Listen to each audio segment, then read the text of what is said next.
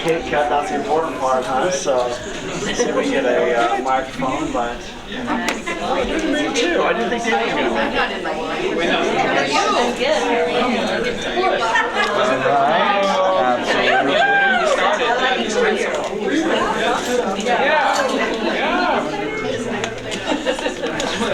My number two, how many principals have had? For a long time, we just had All right, cake is being served. Cake is being served. If you like peas. Yeah, then we have like. Me too. No, it's okay. It really is. I'm just gonna try to set some up.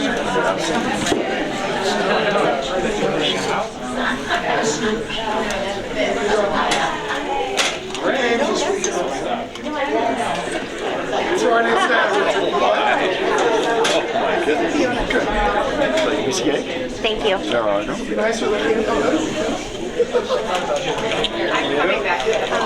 Thank you very much. You're welcome.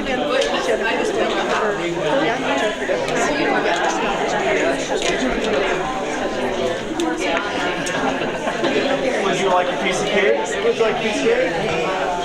No,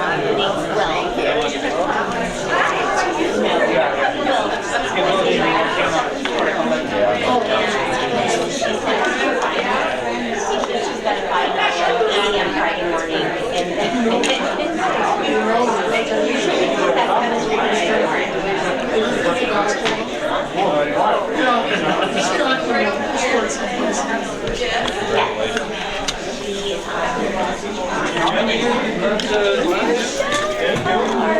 PC 98 to 23.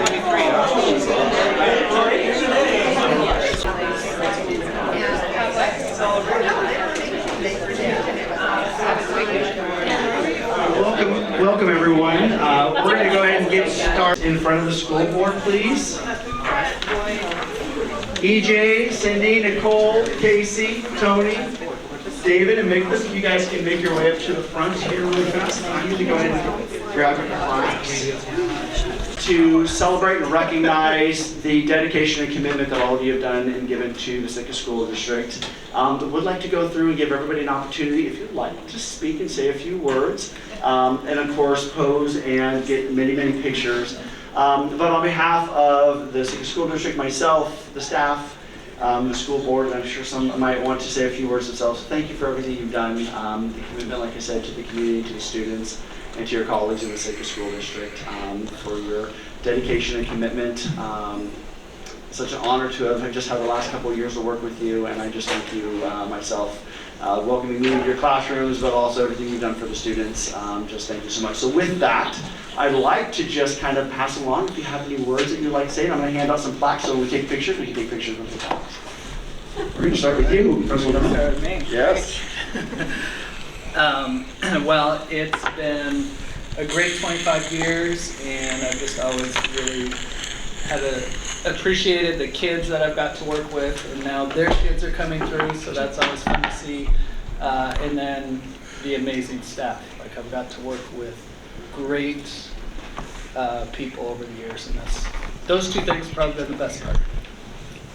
Yeah, I'd like to say thanks to all of my colleagues for sure. And one of the things that I was thinking about today is how many of my students are actually co-workers now.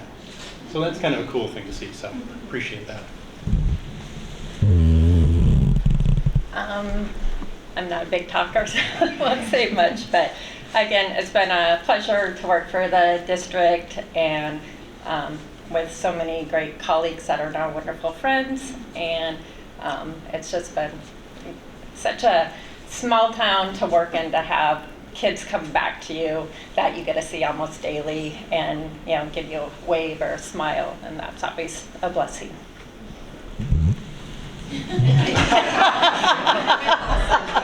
All right, I'll summarize in a few words my 28 years with the school district. I want to thank my colleagues who I was here. Thank you so much for being my colleagues, putting up with me for so long.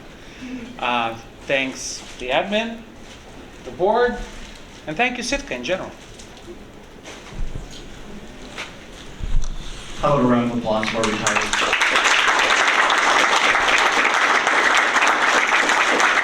All right, now now it's the official picture time. Now it's okay, everybody. Get your plaques up. Students and staff that we have in the Sacred School District. I'm going to turn it over to Board Member Gebler. Talk a little bit about our first student. All right, Stephen, come on up, everybody. Steven.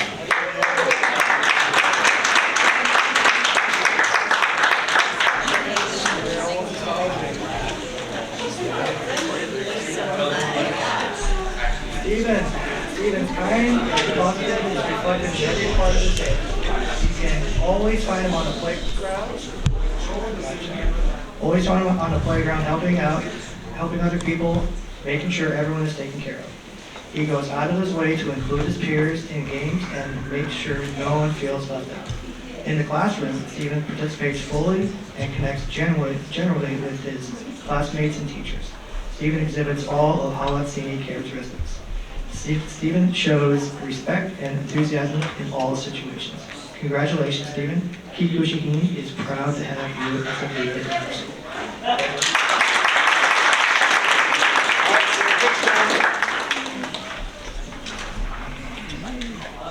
Three, 1, 2, 3.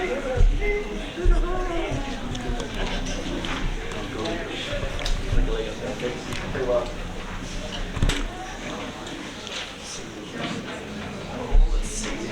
Can I get that microphone back from you?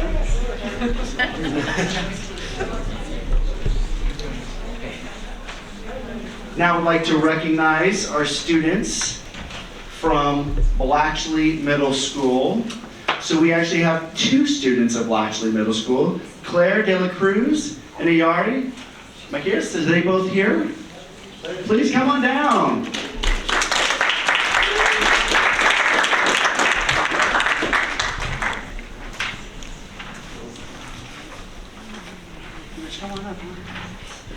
So Claire's an exceptional student who is always polite and prepared for class. Claire embodies all of the safe, respectful, and responsible aspects of the successful Blatchley 8th grader. Ayari is a student who always goes above and beyond with his schoolwork. Ayari focuses on the task at hand and puts forth his best effort. It has been great to have Ayari as an 8th grade student. So please help me recognize the Blatchley Halatsini Students of the Month.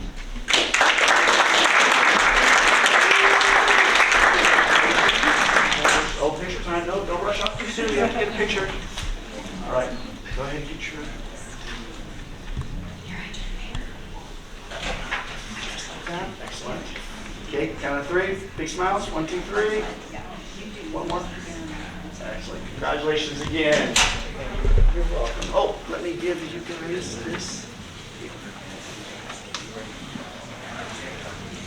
Who would like to be next? Who you want to go next? Okay, if we can have Sandra Gray Young. Did she just step out? Not here Oh, yet. okay. All right.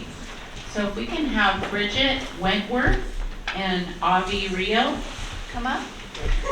Am I saying it correctly?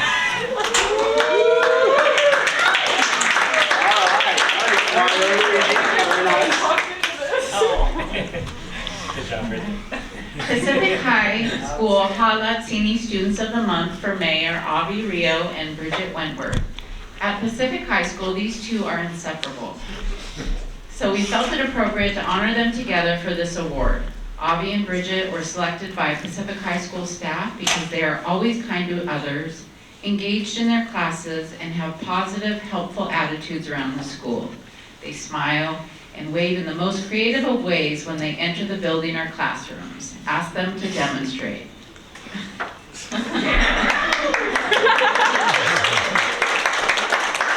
They produce high-quality work, often with a lot of laughing and giggling throughout the process. And they are usually the first to jump in and help for service projects or when something needs to be done around the school. They exude joy and happiness wherever they go, and we are so glad they are members of the PHS family. Congratulations.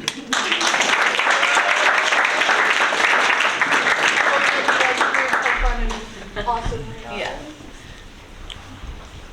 All right, let's get a picture. Big smile. By the way, that's your amazing outfit. Thank you. Oh my God. I don't know where we're walking. I hope the video does.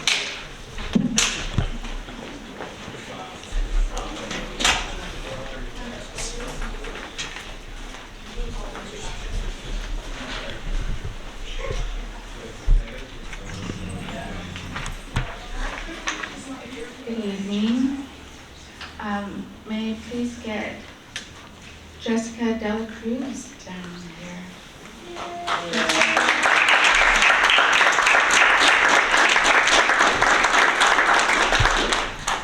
First of all, congratulations. I'm going to hand you your certificate. Jessica Dela Cruz is Sitka High School's Hallett Senior Student of the Month. Jessica consistently demonstrates the core principles of Hallett Senior: responsibility, compassion, and engagement. Jessica joined Sitka High School at the beginning of her sophomore year, and she has been a great addition to the school. Jessica is a talented musician who plays in a symphonic band. She always has a smile on her face and works well with all students. Jessica is a wonderful member of the Sitka High School community.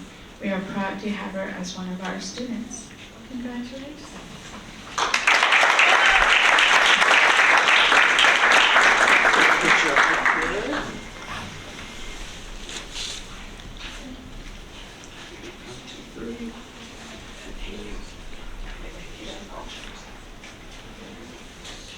Come here, Frank. Oh, all right, I'll get it.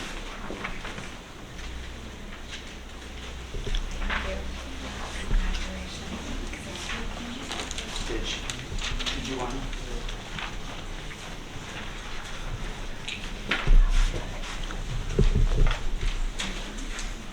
Is Xandra in the house? All right.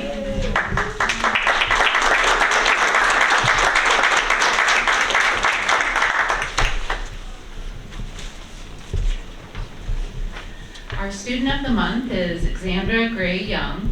Xandra is a senior this year and has been working incredibly hard to finish up her graduation requirements. Xandra is a student representative this week at the ACES Project Fair, American Indian Science and Engineering Society, where she will present a science project about salmon berries. She was recently accepted to University of Alaska Fairbanks and plans to pursue a degree in social work. Congratulations.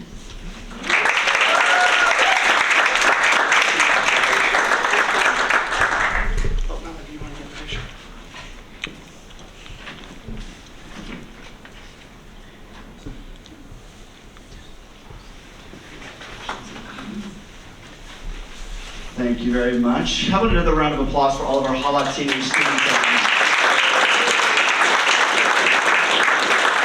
I would now like to transition to some other recognitions that we have, and I would like to start by inviting the Sitka High School mock trial team down. So please come on down.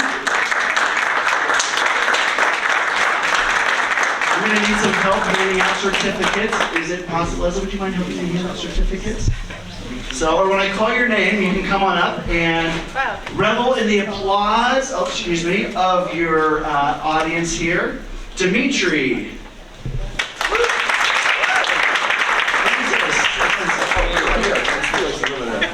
Aiden. Is Aiden here? No. Danica. No. Liam. Oh, come on, we can do better than that. Applause out there. Sally. Where's Sally? Jameson. Sam is not here. McLaughlin. Jared. Sorry, Sam. How about an extra loud applause for Sam? Felix isn't here. Felix.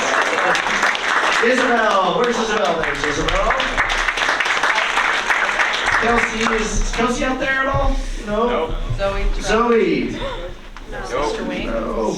All right, now we're getting to the coaches. How about students? Give your coaches a round of applause as they come on out. Mr. Wayne, come on down. Hannah. Is Hannah here? Not? All right. And Ashley.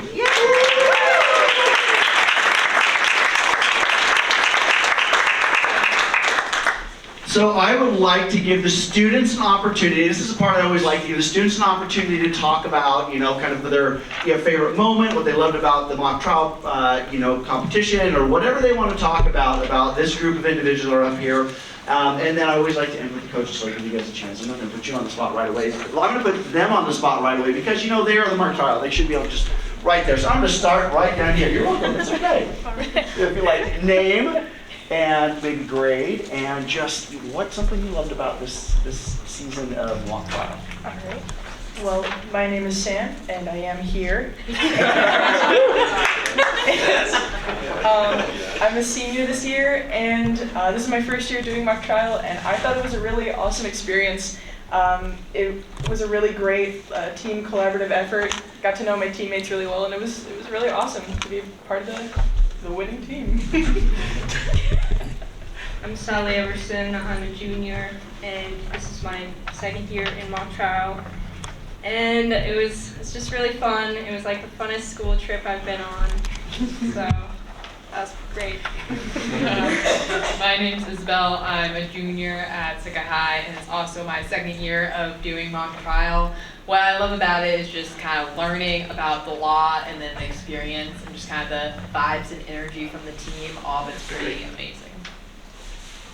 I'm Felix Myers. I'm a junior. This is my third year on the team. James is the other third-year person that's here right now.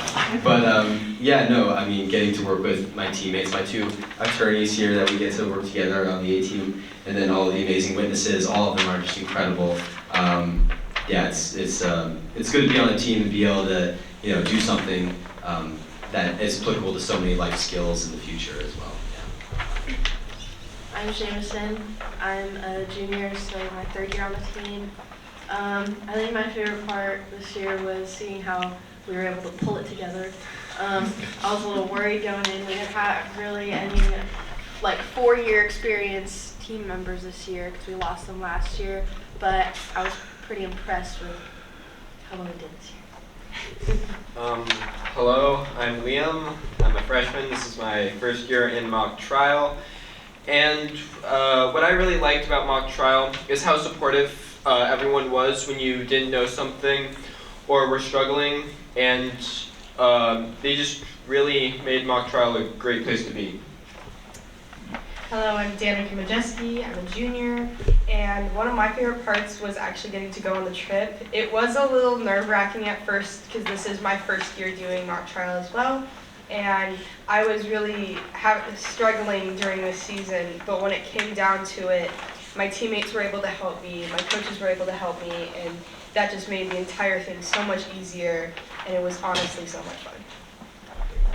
Hello, I'm Francis. I'm a freshman, and this is my first year of mock trial. I think my favorite part about mock trial was definitely competing because we were spending months and months building up a case and working at this, and then it all came down to just one trip. And then we went there and we actually performed really well, which was completely outside of my expectations. I thought we weren't going to do well. But we did very well. We got first and third in our teams. Our whole team pulled together. We did great, and I think that was definitely my favorite parts was working with everyone to do good. Hello, my name is Dimitri Bennett. I am a senior. I'm a first-year attorney and last. I would say the best part of this whole thing was getting to know all these guys. They're so amazing. Both the Myers brothers, so great, yes. Howard Lane, this has been our finest group that I've ever associated with mock trial. You guys, just in terms of energy, in terms of expertise, we've got some students that have been together now for, it's so exciting to have somebody back for a second year, a third year, and these guys just had a spirit about them. I mean, on the last day, on Saturday, when they had like 6 trials in 2 days, they still had the energy to go into the final round, so it was amazing. This is a little bittersweet for me today. My co-coach here, Ashley Nessler, is just heard that she doesn't have a contract for next year, and so she's one of the few school district employees that don't have a contract going forward. So we really counted on her so much. She worked with our students. I think 3 years ago when she was here as a AmeriCorps volunteer. She went back to school, got her degree, came all the way back to Sitka to work with our students here, which was just, we were pulling for her the whole time. And she got here and just did amazing work, right? Yeah. And and she does so much for our school district, not just with Mock Trial, but also with our other activities. So the thought of her not being here going forward is really difficult. That's, I want to say it's been a great season, though. Here we go. Hi. My name is Ashley Nessler. I currently teach social studies at Boston Middle School. And as Mr. Wayne said, this is not my first rodeo with this team. So the other thing about this team that I want everybody to know is kind of the high caliber of Mock Trial. You get one shot. You do not get to do this every weekend like I do with the softball girls. You have 10 minutes in between these hours and hours of trials to get critiques, apply the critiques, apply the law that they're learning on the spot sometimes, and also just learn so many applicable life skills, like when you have a judge that just, maybe they don't even know the law, and our kids know it better, and kind of rolling with all these punches. And I just want everybody to kind of recognize how hard these kids work. They give up their weekends, they give up their after school time to really only do it one weekend a year. And I'm just so proud of you guys. I may have been a wreck that whole weekend with Hannah putting the demonstrative together. But I knew we were coming home winners, no matter how well you guys did. So I'm so proud of them. Yeah, thanks everybody.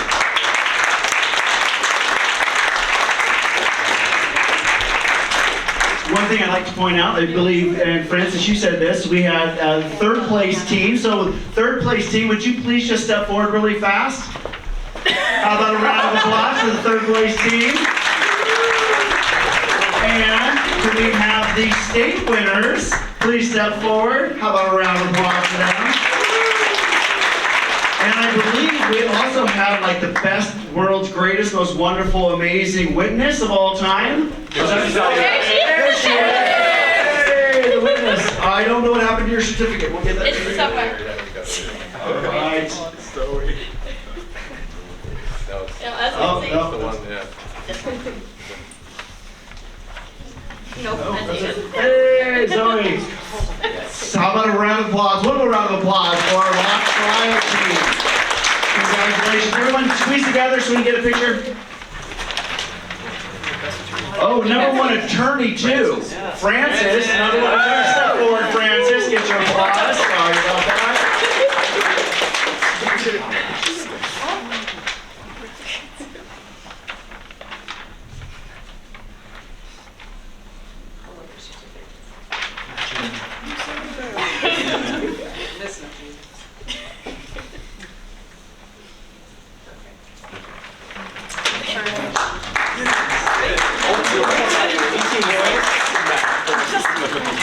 If we could get Felix up here one more time. Sorry, Felix. I should have probably waited until you sat down and then said, would you please come back up? I'd like to take this moment to recognize, and can I get Felix's parents down here too? Might as well. He's always up here, so let's go ahead.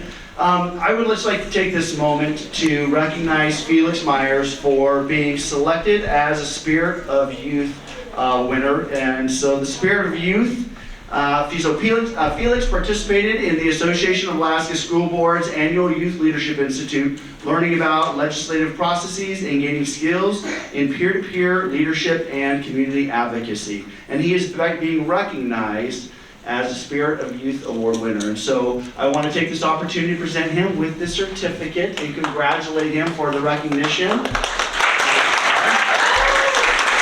So Felix, did you want to say more? Your biggest challenge? Yes. What's your biggest challenge? My biggest challenge this year? There's I do a lot of things, and so I'm very, very busy. But the biggest challenge has just been trying to access, all the different voices of this state to make sure that, when we go to these meetings with representatives and people who are in these positions of power to make the change. We're advocating for, everyone. We have people across the state in so many different unique positions, and, as someone who has to, be a voice for students, making sure that I speak for all of them, because, a lot of voices aren't heard.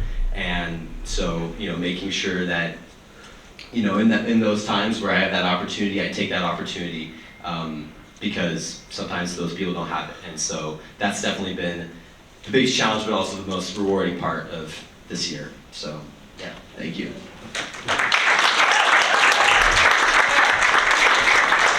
And that is why you got the spirit of youth right there. So, and I would also like to take a moment that Felix is right. He does so much, and I just want to recognize his parents for all the commitment and dedication for Felix, but also Francis and everything you guys do as well. So how about a round of applause for the moms?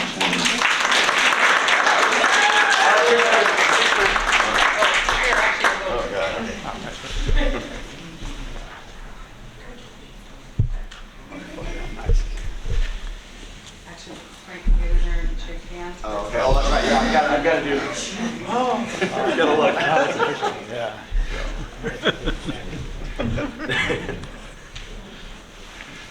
Congratulations again. Thank you very much. And we have one more recognition. I know, I apologize, Board, we're going over just a little bit. We had a lot of recognitions, but I would like to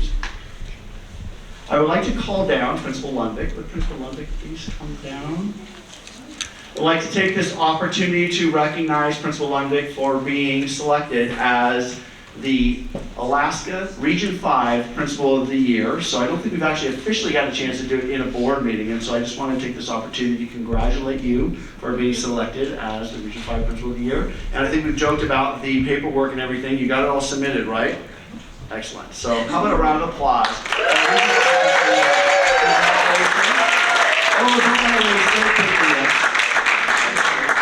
And I would also like to take this opportunity to call down all the principals now, if I could, if they're here.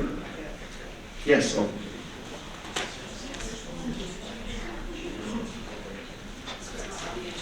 If I could bring all the principals down really fast. On Monday, it was National Principal Appreciation Day. Yes, all principals and assistant principals and everyone else that's here, you're going to have to suffer through this recognition. I'm sorry. But this year, like last year, have brought many challenges. Last year with, sorry Chris, I'm going to say it, you be ready, COVID, and the pandemic, and all the challenges that came with that as far as keeping schools open, making sure classes were covered, as well as all the other things that go along with it. But also this year, all the challenges that the schools are faced with, making sure we have enough substitutes and class coverages and everything else. And I just want to say that our schools, keeping our schools open, making sure learning continues to happen, not only is because of the teachers and the support staff, but in a large part, every single day is because of the administrators that are in the building. And so I just want to take this opportunity to recognize our principals, our assistant principals, and our administrators that every single day are just working overtime to make sure that classes stay open, teachers have the support that they need, support staff have the resources that they need, and our students are able to be in class and learn every single day. So with this, I'd like to take this moment to thank each and every one of you for everything you've done this year and everything you do for the students in the community and the staff of the Sitka School District. So how about a round of applause?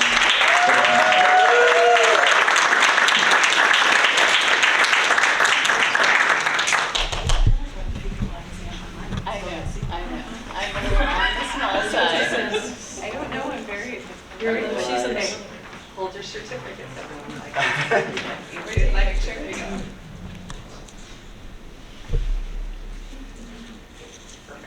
All right, congratulations.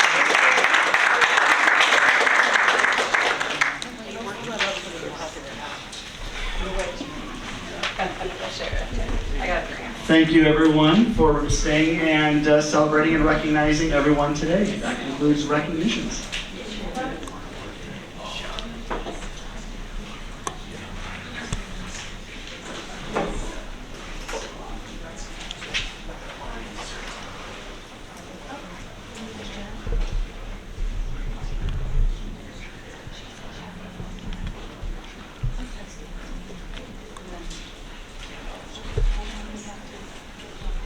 South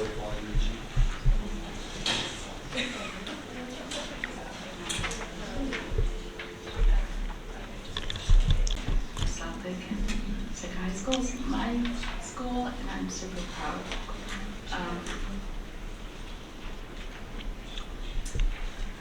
Other than that, we have a great agenda this evening.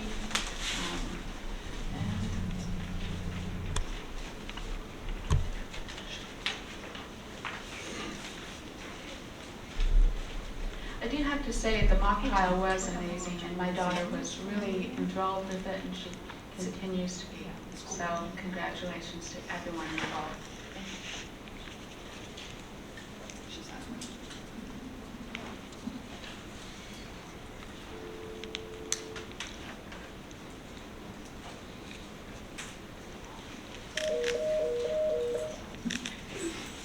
We're about a minute away from me breaking into icebreakers. You guys want to go ahead and just start?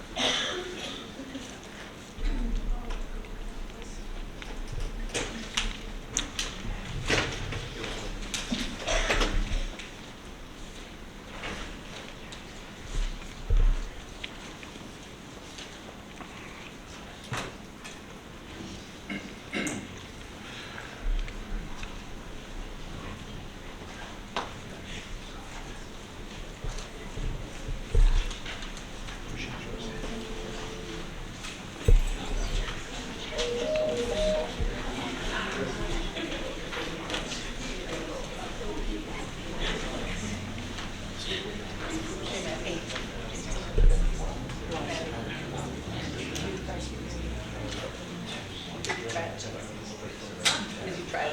Where? The cash. I'm excited.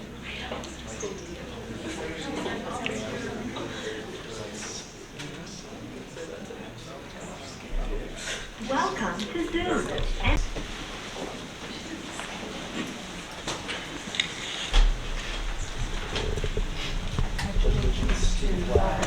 United States of America, and to the republic for which it stands, one nation, under God, indivisible, with liberty and justice for all.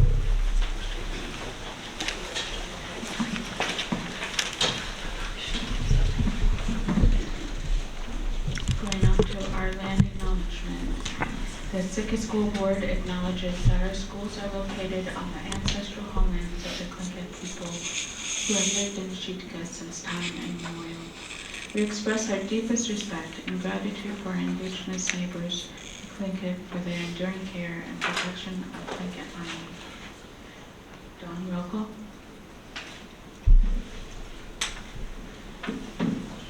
Felix Myers. Here. Danny Snyder. Here. Melanie Board.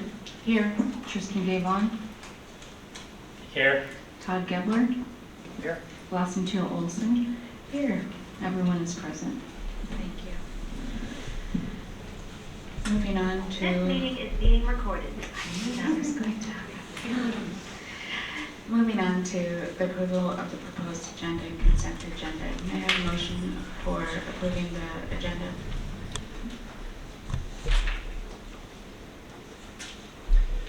I move to approve the proposed agenda and consent agenda as presented.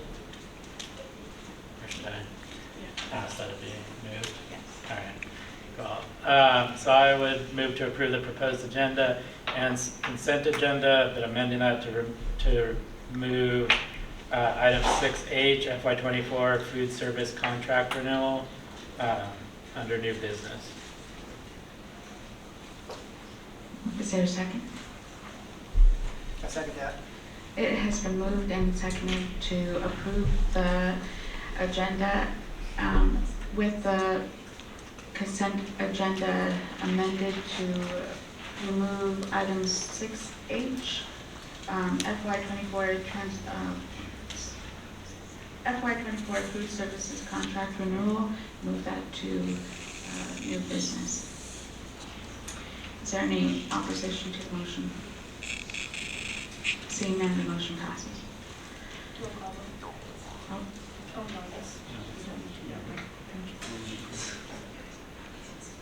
All right. Moving on to item, let's see.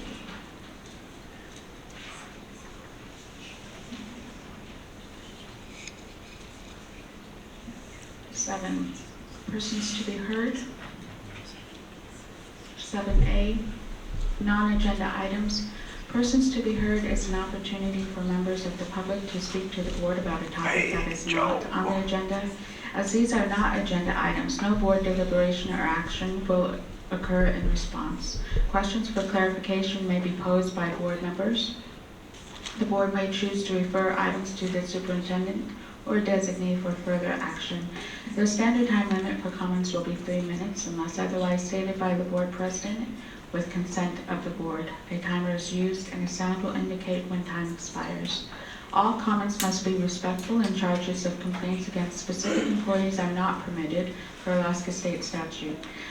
Members of the public are referred to board policies 1312, 1312.1, 1312.2, 1312.3, and associated administrative regulations, as well as board bylaw 9323A, for information about how to lodge complaints. Speakers are also asked to please state their full name for the record prior to speaking.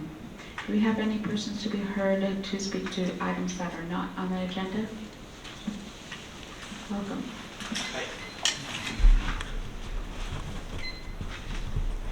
Hello. Joe Montagna, PE teacher at Barron Oak Elementary School, also vice president of our SCA membership. Just once again, here we are near the end, past the hump, and we made it, almost. And we just want to thank you guys again, especially finishing that budget process. Wow. And thank you for putting trust in us, taking a big risk, and teachers, and celebrating all these great things, and the teachers who are done, envious of them, of course, but without them, you know, they helped me when I was first year teacher. 2 of them up there were in my very own building, and it's great to see it come full circle and celebrate their, 20 years, one of them, 21, although Conforti was 22 years, we'll have to talk about that. Anyway, but thank you for recognizing them and the kids in the mock trial, and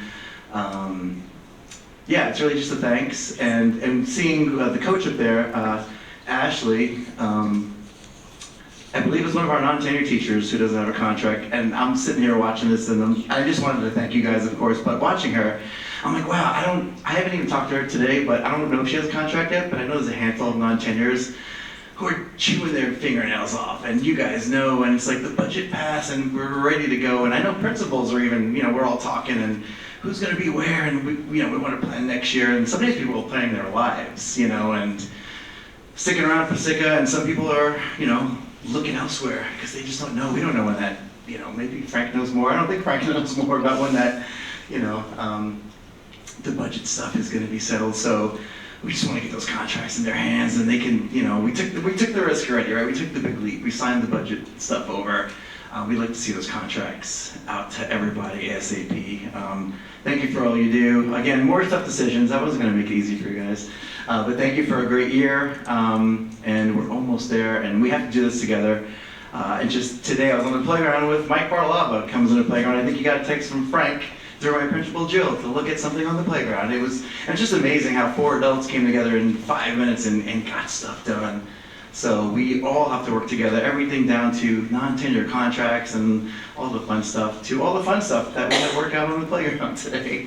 So thank you guys for all this and all your considerations and all the celebrations. And yeah, have a great summer if I don't see you at the next meeting. So anyway, thank you.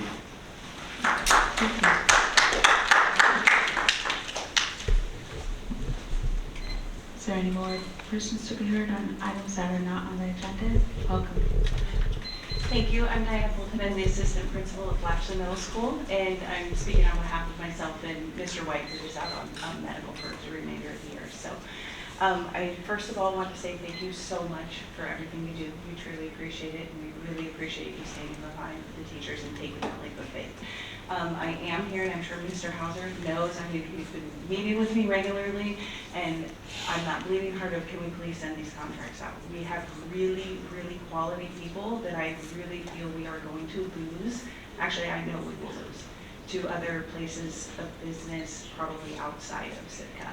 At Blatchley Middle School specifically, we currently have 2 teachers and 1 school counselor without a contract, and they're actively looking for other jobs. They will take other jobs. They are wonderful staff. I would love to be able to keep them in Sitka, if at all possible. The impact of not being able to have those contracts handed out kind of extends beyond the planning of just those people's lives. It also really kind of puts a damper on how we can plan for next year, if you will, with getting schedules out to students, figuring out what our available extra curriculars could be, what our electives will be, and how we will plan for classing and staffing. So again, thank you for all you do. Next week is School Teacher Appreciation Week, so I'd love to see you and swing by and come see us at Blatchley anytime. Thank you so much for all you do. You know, it's a difficult job and you have to make really hard decisions, and I know Frank does too, but I've got to say we have wonderful staff that we must keep. Thank you.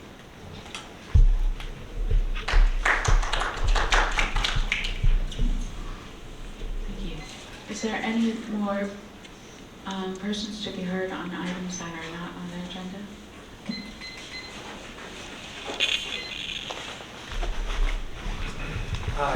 Drew Larson, music teacher at Blatchley Middle School.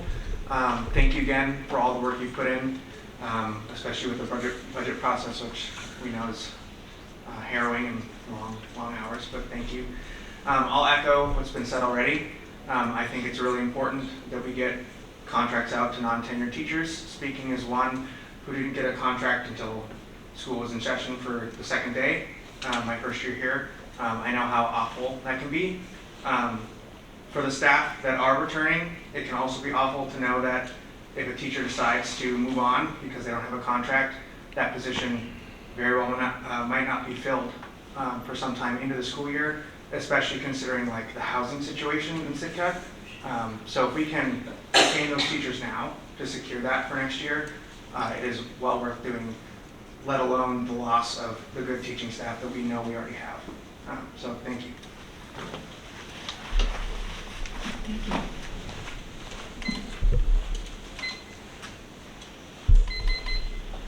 Welcome. I'm Franny Charbonneau. I teach at Sitka High, but today I want to speak to you on behalf of my own children, and who both were in mock trial this year. And last year Felix was in mock trial, and I saw some growth with him being in mock trial last year. This year, with Ashley there, and with all of the wonderful people who work with him, with Howard there, but Ashley was key to them continuing to grow and become an extraordinary team, unbeatable team. If it wasn't for her, I don't know if my youngest son would have gotten third, but not only that, I don't know if he would have gotten top lawyer, because he learned so much from Ashley. And so I just wanted to say that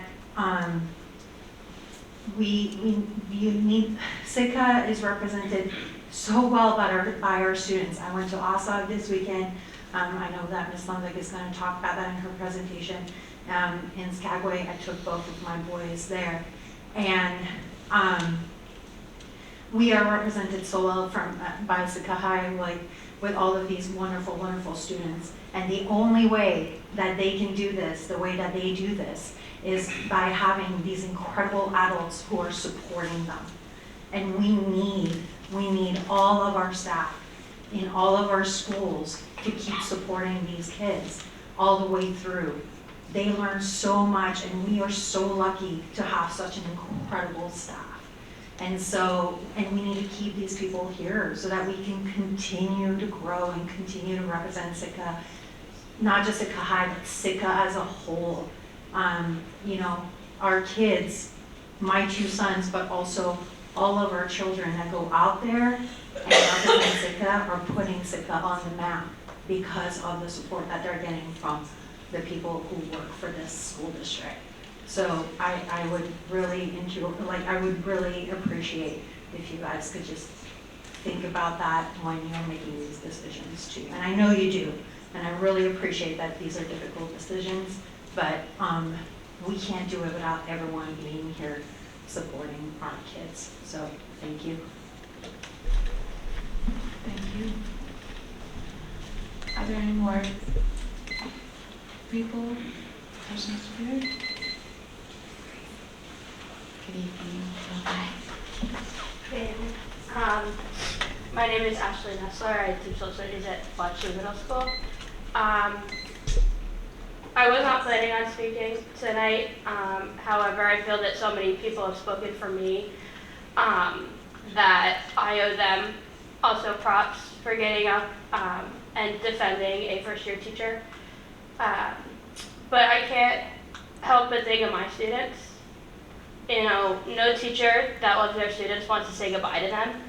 And not knowing is really difficult because right now, as other people have testified today, we're looking at electives, we're looking at courses, and just the way your heart, your stomach drops when a kid goes, I can't wait to have lunch in your room next year, I can't wait to take your elective, I can't wait to be taught by you, and then having to go home at the end of the day knowing that that may not be true, it's just extremely difficult. So I just ask the board to also just think of the students and not only by myself, but the two other educators, Megan Devine and Counselor Cindy Carter. You know, the work that they do is absolutely incredible. And just kind of thinking ahead at not only what is the school going to lose in the district as a whole, but what are the kids going to lose in all of this? So that is just what I ask you guys to think about also in the decisions, very difficult decisions, I know, in the upcoming days and weeks, and hopefully we have an answer soon. Thank you. Thank you. Are there any more persons to be heard this evening on items that are not on the agenda?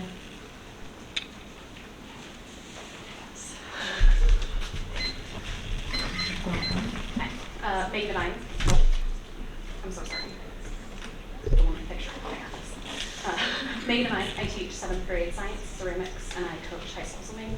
I just wanted to thank you guys for all the work that you do in the budget, and echo everybody else, and ask you to get out the 3 non-tenured contracts, myself included, and like Ashley said, the other 2. I know it's very difficult, but like she said, it's really hard not knowing, especially in Sitka, when housing is really hard to come by, and you have to plan really far in advance to be able to have housing. Thank you. Thank you. Are there any more persons to be heard on items that are not on the agenda? All right, seeing none, moving on to 7B. Persons to be heard on agenda items. So this is persons to be heard on items that are on the agenda this evening. Stand by while I read the preamble. Persons to be heard is an opportunity for members of the public to speak to the board about a topic that is on the agenda, as these are agenda items that will be discussed during the business portion of the meeting. No board deliberation or action will occur in response. The standard time limit for comments on agenda item will be 3 minutes unless otherwise stated by the board president with the consent of the board. A timer is used and a sound will indicate when time expires.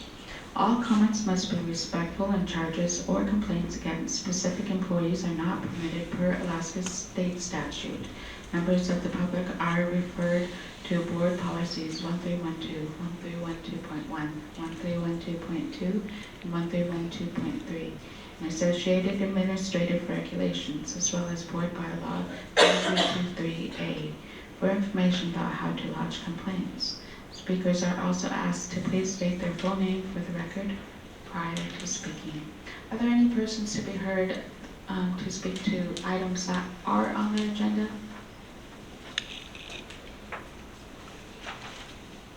Seeing none. Moving on to item 8, special reports, government to government. Do you have any government to government reports this evening? Welcome.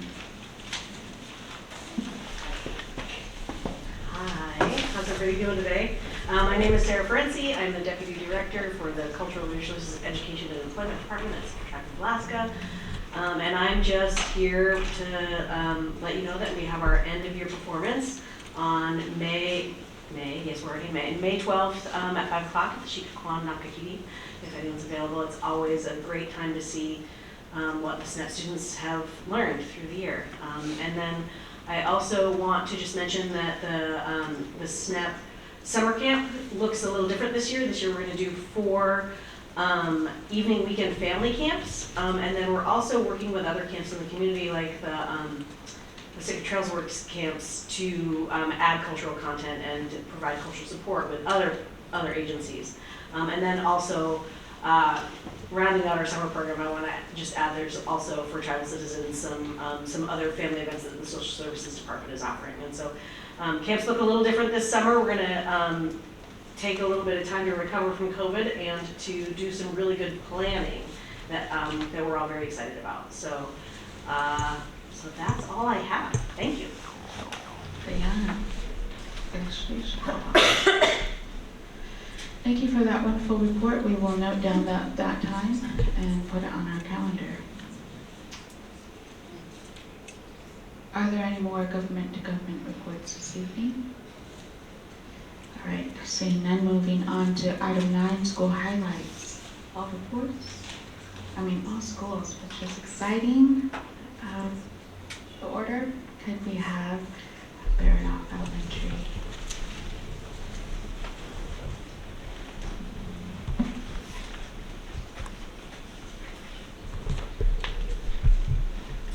How's everyone doing tonight?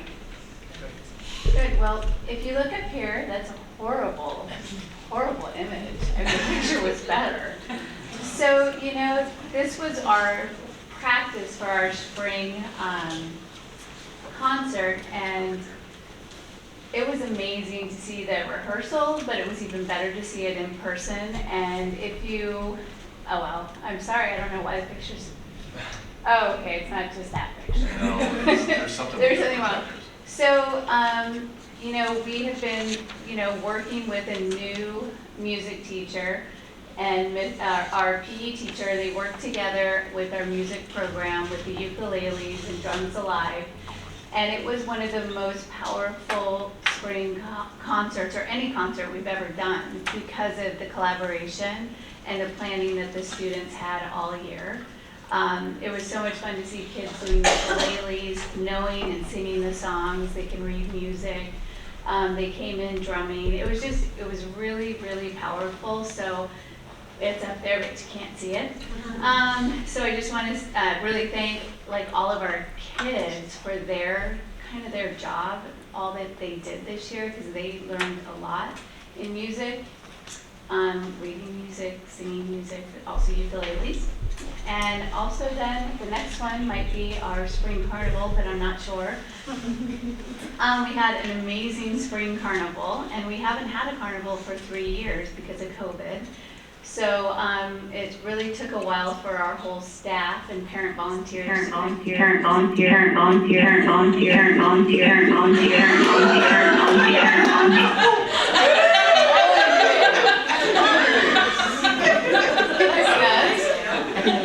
This is DJ.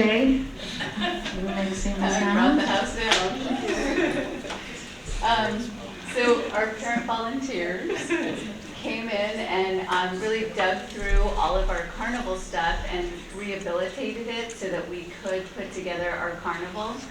And it was one of the most successful carnivals ever because of all the staff collaboration.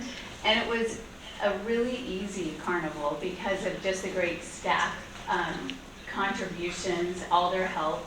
We had karaoke, face painting, dunk tanks, and then all the typical little carnival games, and the kids loved it. Families were there. We all thought we would be able to kind of have little shifts for an hour or two. We were all booked, from the time it opened till the time it closed. And it was so much fun to see not only our students, but all the other students in the community coming through. And we had a lot of community partners working with us, which also made it a really nice success. And then some of the other things that have been going on in our building, we're having like reading buddies between our kindergartners and first graders. And it's really exciting to see our first graders cultivating such a love of reading in our kids. Kindergartners right now are learning to read very simple books, and then having the older kids read with them is just bringing books to life for them. And they're, getting ready for first grade, so it's pretty exciting. Do you guys have any questions? No? All right, thank you. Thank you, Ms.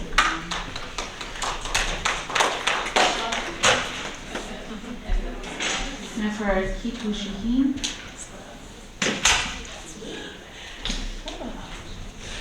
Ms. Barry. Hello, I'm Mindy Barry, Learning Support Coordinator at Kiku Shaheen, and Mr. Demmert is taking this retirement thing very seriously this last year. Just cake and love. Cake and out.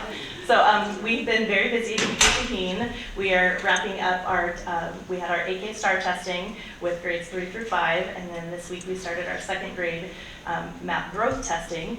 And so we're busy with testing, but it's going smoothly, so far so good.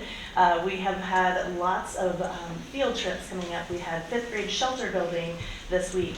A lot of guest presenters coming in and sharing in classrooms.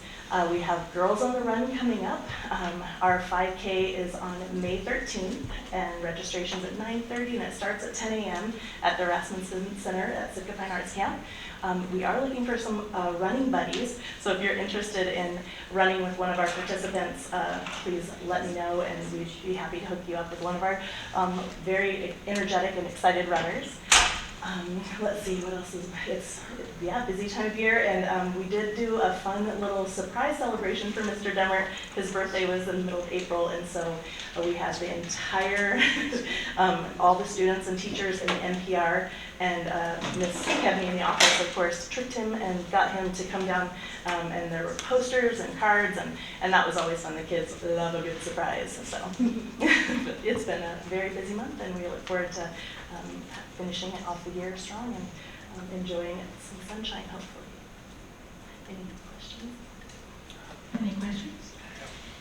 I do have to say that my daughter Luca has been soaking in these last few weeks.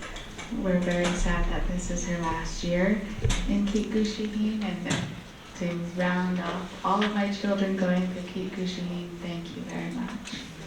Thank you. Up next is Bletchley.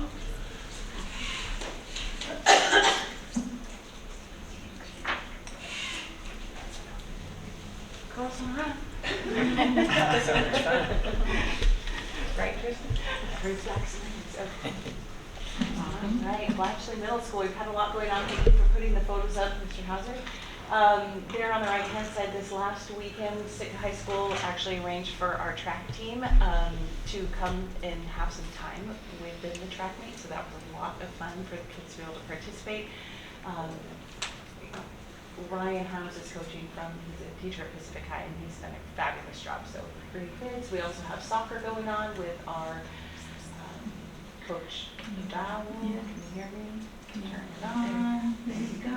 Thank you. All right, so yes, track, and we have soccer, kind of the goofy photos up there. We had Spirit Week a few weeks ago when we had Ketchikan come to town for a volleyball tournament, and that was a lot of fun, and then our girls headed over to Juneau. So I believe, I'm not sure what they were dressed, it looks like Tropical Day, and then Friday was bring back your favorite decade, so as you can imagine, that was a little bit interesting to see the kids all dressed up. You can see there on the left-hand side a little bit of a highlight of that. So we've been having a lot of fun. Upcoming events next week, we're doing a Pops concert. Drew has been really heading out with Megan Devine and Jeremy Peterson in Tony Conforti. So that will be happening on the 9th. Please come out. There'll be ice cream sundaes and silent auction for student art as a fundraiser, and then a concert in conjunction with not only middle school but high school, so for the first time. So that, we're really looking forward to that. So lots of fun and exciting. Any questions? Testing is done, and it looks like some great testing is done. Well, thank you very much for the reminder of the Pops concert. Yes. And I'm always down for good action, so I'll mark that down on the calendar. All Thank you very much. Thank you. Moving on to Sitka High School.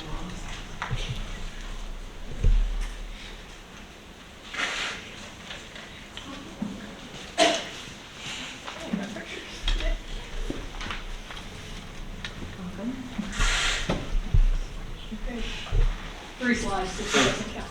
Okay, here we go. So this is from our TEAC class, the Traditional Ecological Knowledge class at Sitka High. This is when they participated in the regional project fair at UAS in Juneau. It was the fair hosted by Sealaska and sponsored by the American Indian Science and Engineering Society.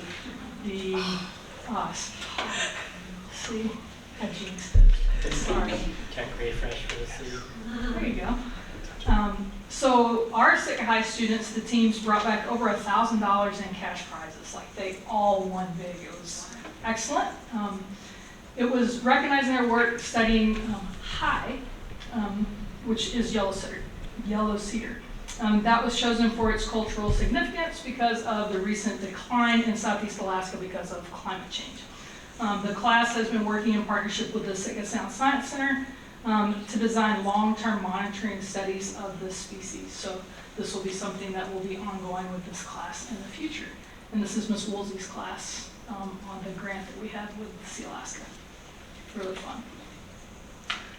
Lots of stuff going on in the spring at Sitka High. So we just had sent 65 plus students to Ketchikan for Music Festival in Region 5. We inducted 20 new students into the National Honor Society. Softball has just hosted their senior night, so that was their final regular season home game. We had the Sitka track meet, where we also honored our seniors this past weekend. So Saturday was beautiful for that. We had over 200 visiting students from around Southeast to participate in that, sleeping in the high school. We had prom on Saturday night, and we had cameo appearances by Mr. Hauser and Miss Teal Olson. We had over 150 kids at prom. We also sent students to the Alaska Association of Student Government Spring Conference. That was held in Skagway, and Felix might want to talk about that a little bit, but the kids represented us very, very well, our students did. I think a good time was had by all, and we actually had Francis Myers, so we're going to talk about the other Myers now, was voted as the top delegate of the conference. So I wanted to thank Ms. Charbonneau for sponsoring these students on this trip, for going with them and sleeping on the school in the Skagway, and they had a really good time and represented us, I understand, very well, so thanks for going. And then lots of exciting upcoming events. Yeah, like Ms. Lundvik said, it's been a busy spring for us, just highlighting some of the things coming up. So Monday, May 8th, that's next Monday, Senior Awards in the Commons. Monday, May 11th through 13th is the SHS School Play at the PAC. They are performing Ripcord, which is an enemy to friends comedy about two roommates at a senior living facility. May 17th is seniors' last day. May 20th is baseball senior night. Monday, May 22nd is graduation. Wednesday, the 24th is last day for students. The 25th, last day for staff. And then that next weekend, we have the Region 5 softball tournament. And then the weekend after that, we'll be hosting the state baseball tournament. So we're kind of sprinting into the summer, but this next month is going to be a lot of fun. Questions for us? Thank you. Next up, Andy, Pacific College.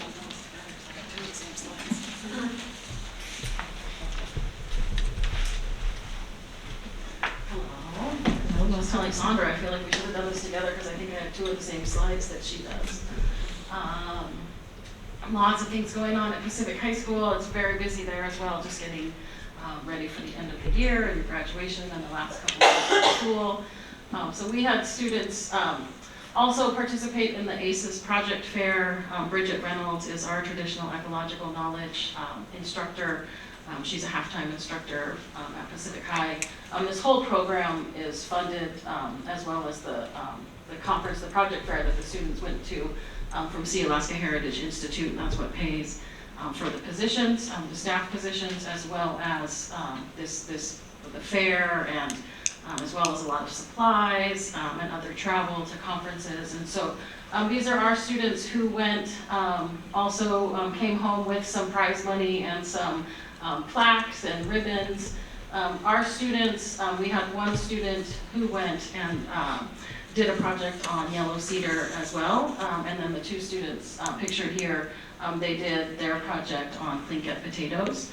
They had some choice over their projects, and so there was a variety of projects that happened in the science class, but we had the yellow cedar project and the Tlingit potato project represented at the project fair. And the picture up at the top, our students, I guess surprisingly, it shouldn't be surprising, but sometimes we have students who've never been to Juneau, for example. Just a fun picture, Bridget took them to, Costco. They got to go to Costco and, spend some of their prize money there. But they also went out to the glacier in Juneau and did some fun things there as well. So it was nice to see our students travel and present their work.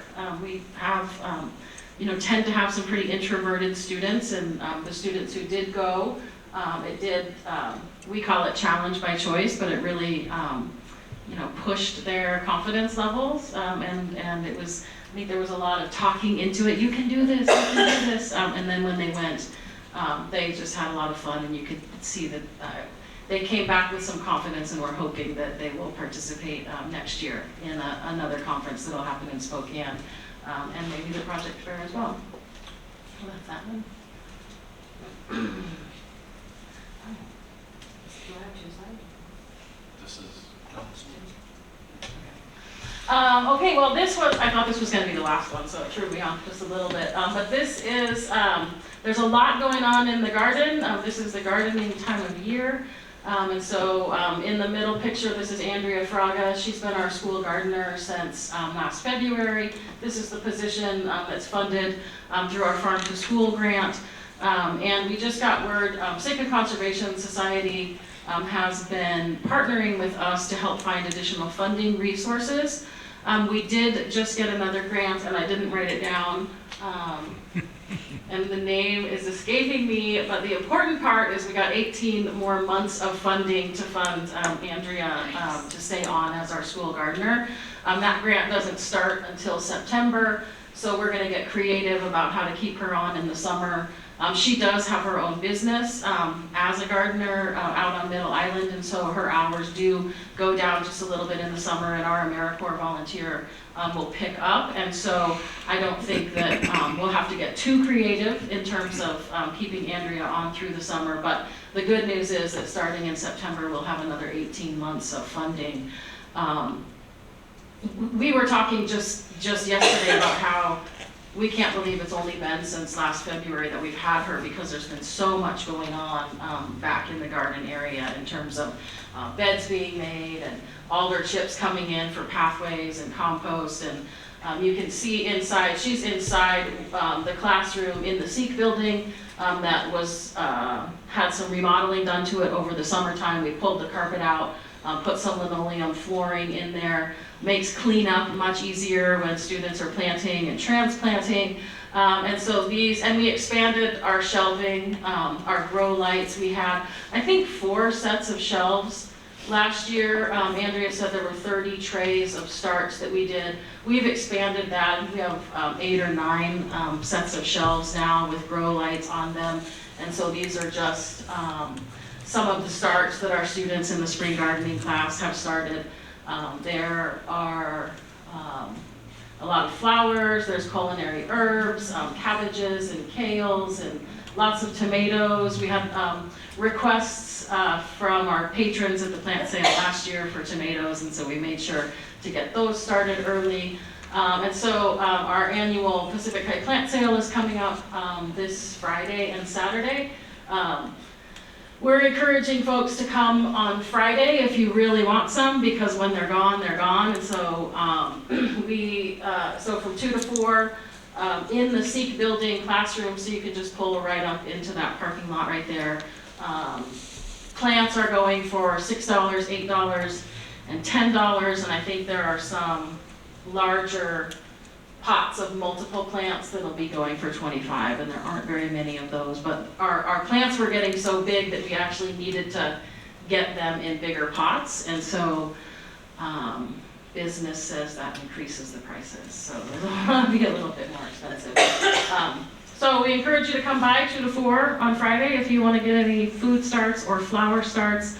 If you want to support the Pacific High Garden Program, all of the money that we do raise just goes back into the garden. And so we'd love to see you there. That's all we have. That's it?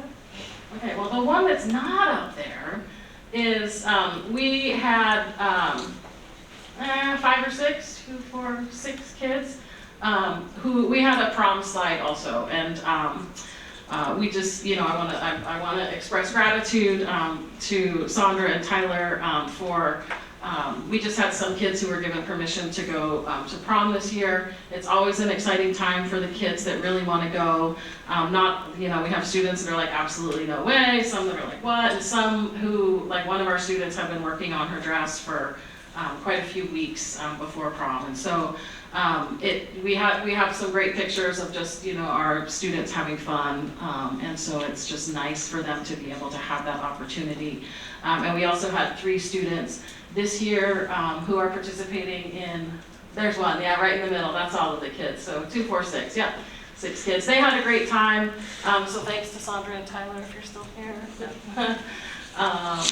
Yeah, good highlights for the spring. Oh, and our graduation's coming up May 13th, 2 o'clock. It'll be at Odess Theater inside Allen Hall, 2 weeks away. It's getting close. Thank you very much. I did warn my son Alistair that he will be in a suit next year. He has ducked out of prom every single year these years, but I will get him in a suit one year. Thank you very much for those highlights. Moving on to item 10, reports and presentations. Let's go on to board member reports. Mr. Myers, take it away. All right. Sakai School's been very busy recently. I've been very busy recently. We've been doing AP testing. I know AP Go was on Monday because I took that one. But there's AP Stats tomorrow, AP Lang next week. I don't know what AP Calc is. It's also next week. I've just been informed. People are, very busy getting ready for the end of the year. I know the seniors are excited, they're graduating, so that's pretty cool. Me and my mom and my brother and Kylie Orlando went to Skagway over this weekend for the Alaska Association of Student Governments, our spring conference, where students get to talk about these resolutions that are put forward, similar to the ones that we actually do. Our school brought 2 resolutions, and both were passed. Those were authored by Francis and Kylie. One of them was about establishing a hotline for mental health that school that are displayed throughout the school, something that we can set up to where students have a clear sign, okay, I can call this hotline if I have any help with any dangerous situations, whether or not that be personal or exterior or other people. That's one of the resolutions that we brought. And the other one was a resolution against House Bill 105, which is something that I believe is also on the agenda today. But that one was actually given the resolution of the conference. It was given that distinguishment of being the best resolution there. And so that one was passed nearly unanimously. One school voted against it, but it was just really amazing to see my little brother up there fighting and advocating for other students, and Kylie Orlando as well did an incredible job. And so, you know, our student government is strong. I don't remember since last meeting, I mean, we did mock trial state, that was incredible, which actually leads me into the other thing I want to talk about is funding, because once again, the BSA has not yet been increased, and so that legislative process is still happening. Senate Bill 52, I believe, is still in the Finance Committee. Please send an email to Senator Stedman, because he is in fact the chair of the Finance Committee, right? Our co-chair. He co-chairs that committee. He's our senator, and so he has a lot of influence over the decision of that budget and what the Senate does. And so, you know, please let him know that this is the priority of Sitka. That Sitka believes in education and believes in funding and making sure that we can keep all of our teachers. Because as we've heard today, you know, we have incredible people who don't have contracts yet. And so the faster that we can get that commitment to that BSA increase, you know, the better it is for all of us and for everyone across the state, because that is, you know, that is our guarantee to our children, is education, and an incredible one, and that's what they deserve. And so we need to let them know that, because until they hear such an overwhelming amount of support for this increase, it might not happen, or it's going to be at a level that is not sustainable, and it needs to be sustainable for the future of our students. Right now in the House, their budget, they have just a one-time funding increase that's outside of the basic allocation, which means that our local funding can't also, because it's outside of the BSA, our local funding can't be increased either, because the local funding is adjusted to be a percentage of the BSA allocation. And so what that means is that if it's just a one-time, you know, surplus into our schools, that doesn't mean that we're actually getting all the money that we deserve from the local government as well. And so making sure the House knows that we want it inside of the base formula, and we also are committed to that, is essential. So yeah, please, everyone, it takes 20 minutes, you know, send an email, send a message, do something, because Sitka has a pretty incredible group of educators and counselors and people that work in this district, and so it needs to happen, and it's currently happening at that level. So reach out, and that concludes my report. Thank you. Ms. Snyder? It's my first meeting, and I learned how to use the button, and that's all I have to report. That's great. Yes, report. Welcome. Ms. Boyd? I don't have anything new to report. I just want to say thank you to all the staff for showing the highlights. It's exciting to see, you know, all the excitement and the kids having a good time, and the downhill excitement as well for the teachers. So it is a fun time of the year. It's nice to see the sun behind me. I think we're all feeling a little lighter, hopefully. So thank you. Thank you. Mr. Caron?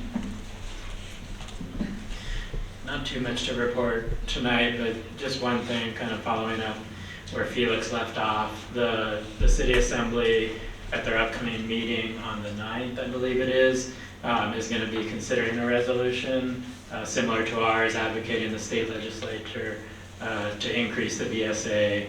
And so I just wanted to kind of get that out into the public, encourage folks to email or contact your assembly members. That agenda hasn't been posted yet, but should be up on Friday. Once it is, just encouraging them to pass that resolution. I think being able to kind of bring a united front between the school district, the city, the tribe, just showing how it's important to all of our local governments that we see that BSA increase is important. So looking forward to that going ahead. Thank you. Mr. Kibler? Just two kind of obvious things. I'd like to first welcome our newest member, Danny Snyder. Thank you very much for coming and Thank you very much for being here. Second, I just wanted to recognize how proud it must be to be Mr. and Mrs. Myers at this moment.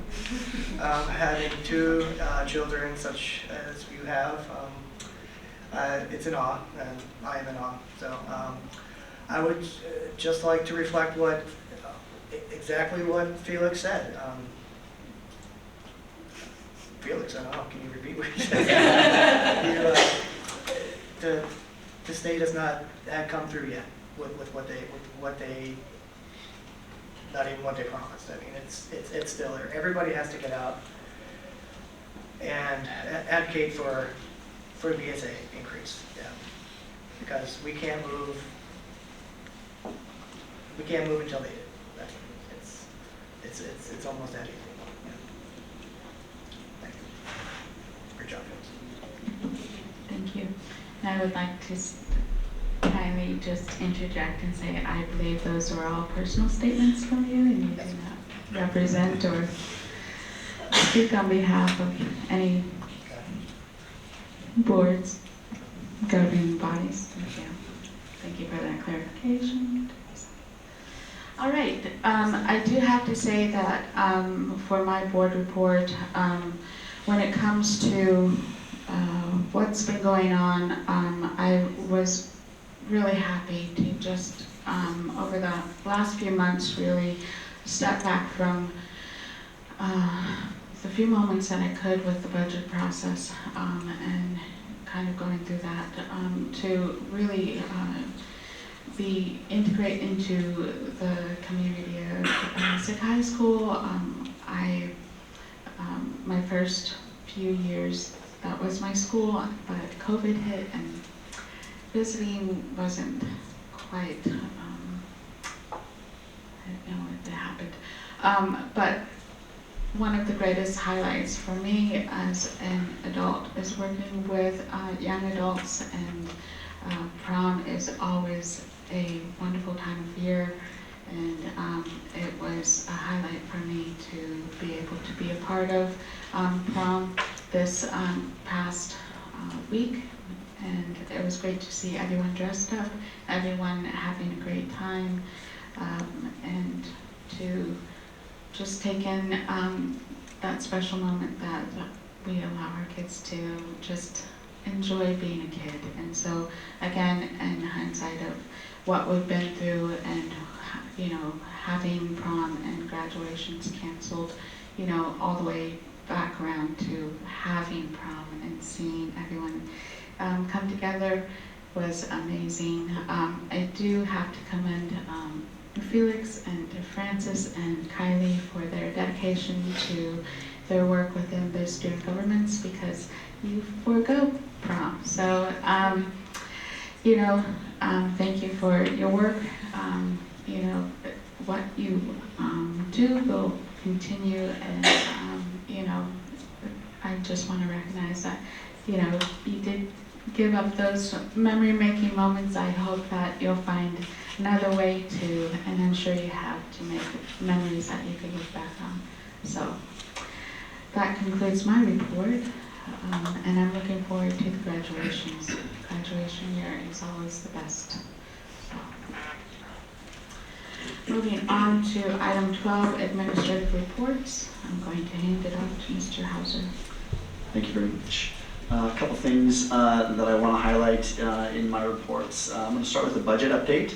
I actually have some good news in regards to the budget update. I just would like to share for everyone. If you look at this month's revenue report, you will see that for revenue coming in, specifically related to local revenues, we did have an increase in the amount of money coming in from kind of local rebate numbers, which has given us an increase to about $16,000 over what we were projecting for revenues coming in. So that's one positive, but the second positive is one I'd like to report out that we just were made aware of about a week ago, that week and a half, that there was a possibility of getting some reimbursement money back from E-rate technology purchases of $215,000. We got excited, but kind of a little bit, excited, but we'll just wait to see if it goes through and it gets processed. And we just got confirmation that did actually go through and that rebid went through. So a lot of the technology that was purchased for the devices at the middle school and the high school are going to be reimbursed, and so we will be receiving an extra $215,000 coming in for that reimbursement for that technology. Those devices were purchased using general funds, and so that money will be able to go right back into the general fund, which is a good thing as we consider that at the end of next year. Our fund balance just projected was going to be around $10,000, just under $11,000, and so this is a nice bonus to come in and get us a little bit closer to where we'd like to be as far as fund balance. And so I just wanted to share those. And again, that reimbursement was for technology, and the grant that was through the technology and the E-rate program. And so those are a couple of the highlights. As far as the rest of the monthly reports, we're still in the green, which is always a good thing. So those are the two main highlights. Moving on to enrollment numbers, we have had a couple other students that have left towards the end of the year, which is not unusual. Our current enrollment number is right about 1,106 students. And now I'd like to transition to my actual report going through. Some of these things are going to be topics that you've heard already, but I would just like to take a moment to. Oh yeah, what was your question? Just on the budget, I was curious if the projected fund balance, if that's still looking at it like it's going to land around 1.8 or thereabouts. Any changes on that? Or? No, we won't have. We'll have to. Once we get closer to the end of the year, when you look at one thing that is. As you kind of look at the monthly report, you'll see right now about $1.69 million in revenue expenses is remaining. But one thing that's important to remember is towards the end of the school year, there's a lot of cashing out personal days, as well as you actually have summer pay that comes into play as well. So it's not like it's the same. So you have a number of months that we get paid out right at the end of May for our staff, and so. Once we go ahead and close out those, we'll have a better idea towards the end of June what we'll have remaining as far as money carrying over. That was not specifically staffing. I mean, that's where you'll see the most savings is if we had some para positions that weren't filled, if we had some teaching staff that left early. Those are items that will have a. While they're budgeted, there will be a savings, and that savings will roll over in the general fund for next year. So we'll have a better idea of what that number will look like, as we get closer to the end of June. But we can't count on that $215,000. Yeah, so I will reiterate that. So Thank you. That was a good thing. So back to my presentation and kind of my highlights. I would just like to take a moment to thank Jewel LeBlanc and Charlie Skolka for providing an informative and tasty Bentwood box herring egg demonstration to our students at Kikushihine. So second grade students had the opportunity to hear about stories about the herring egg and learn about the traditional process of cooking them in Bentwood boxes. Students then had the opportunity to try them for themselves. So it was really great to see the students going through and trying the herring eggs. In addition, Mr. Skolka also got a chance to teach a little bit of science with his demonstration too. Oh, is there no sound?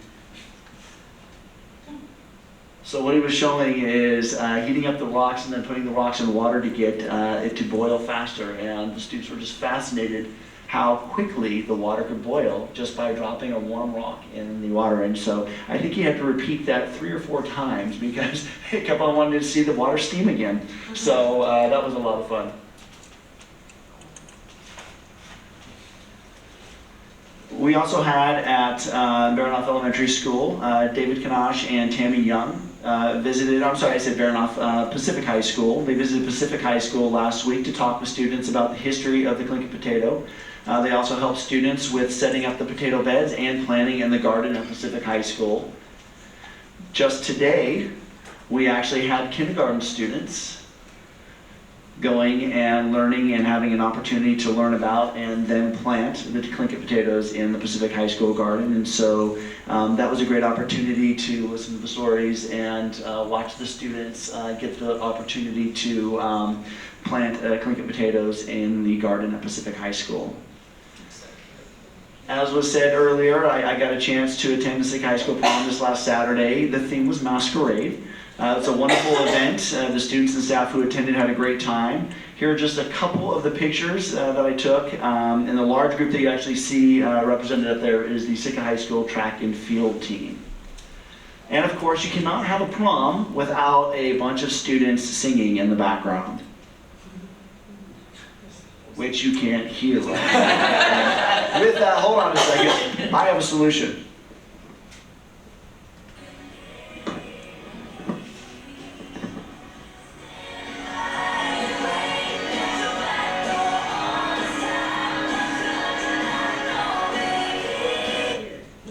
Anyways, it was great to watch them. That was just one of many songs that they were enjoying that evening, so it was fun to see.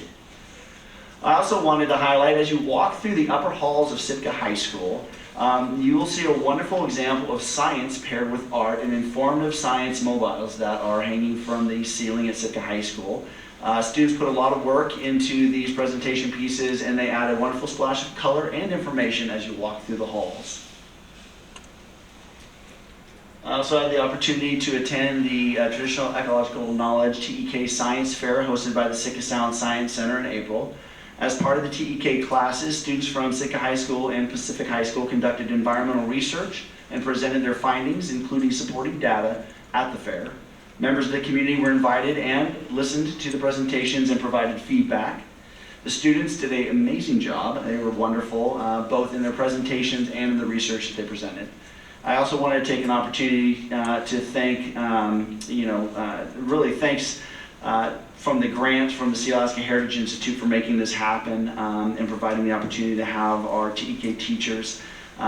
Sitka School District really is able to provide this great opportunity for our students, and we're seeing some great work and research from our students. And I also just want to take this moment to recognize and thank Caitlin Woolsey and Bridget Reynolds for putting on the TEK Science Fair, for all the hard work they're doing.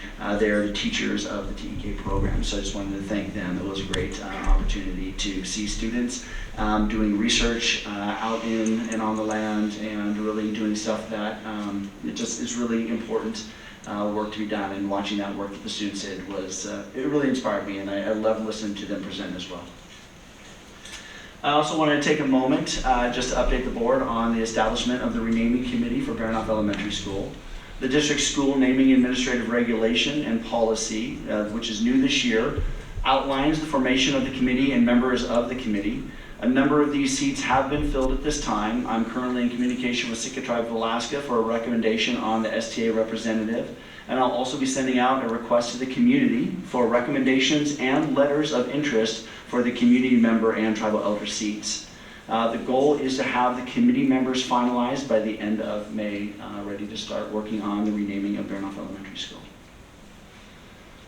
And this was brought up once already, but May 8th through the 12th is National Teacher Appreciation Week, and May 9th is National Teacher Appreciation Day. And I'd just like to take this opportunity a little bit early to thank our teachers and staff for their hard work, dedication, and unwavering commitment to our schools and our students.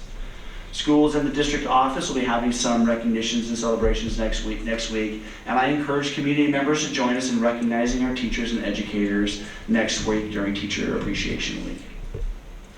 And with that, just a couple other announcements. The Pops concert is on May 9th. We have a policy committee meeting on May 10th. Pacific High School graduation's on the 13th. There's a 5th grade band concert on the 15th. I'm sorry, I said Pacific High School's on the 13th. The band concert's on the 15th. Sitka High School graduation's on the 22nd, and May 24th is the last day of school, and that will be an early release day. And that concludes my report. Thank you, Mr. Hauser. Moving on to item 13, new business. This is where I'm going to interject what we pulled from the consent agenda.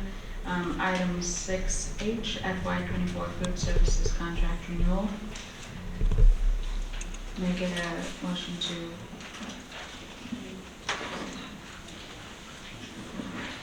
motion to approve item 6H, FY24 food services contract renewal? I move to approve the FY24 food services contract renewal. Is there a second? I second that. It's been moved and seconded to approve the FY24 food services contract renewal. Is there any public comment?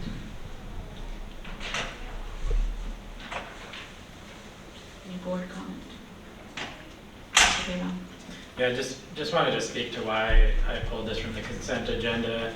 I heard a little bit of input from community members about this, you know, in particular, some questions around the non-competition for NANA, or the right of first refusal, and just some questions about the increase in the cost of food. So I talked to Frank earlier today, and just thought, because people have asked questions about this, I know other members, I think, have heard questions.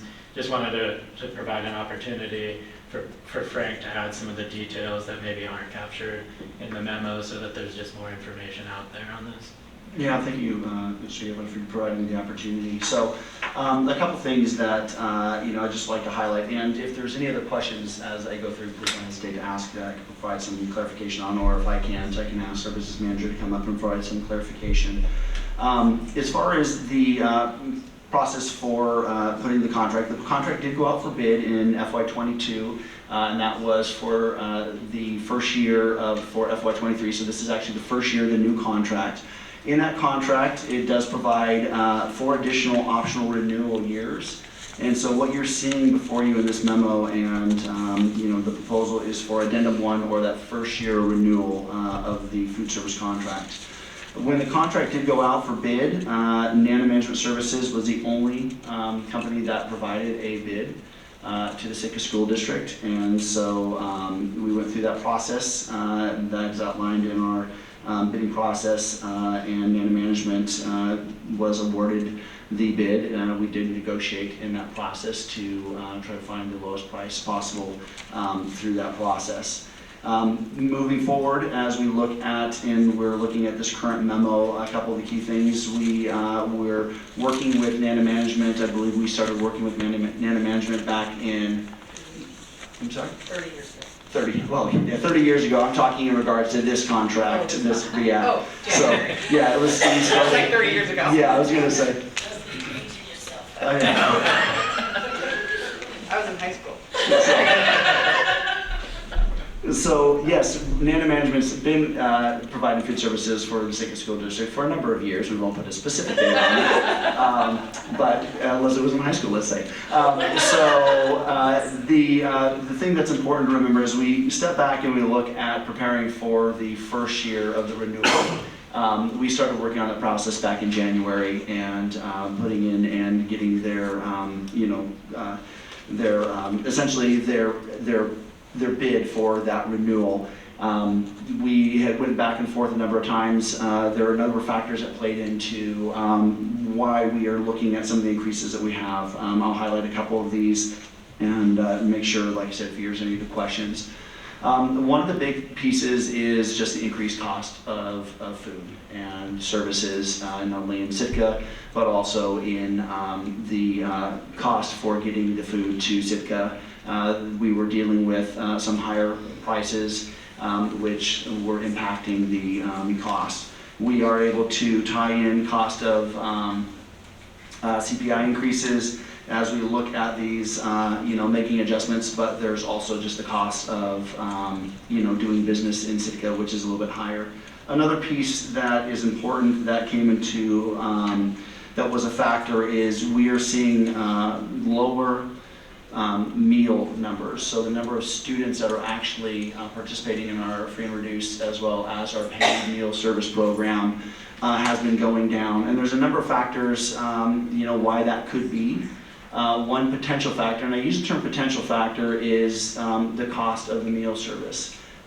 They have gone up, as you know, during the pandemic. Food, student lunch and breakfast were provided free for all students.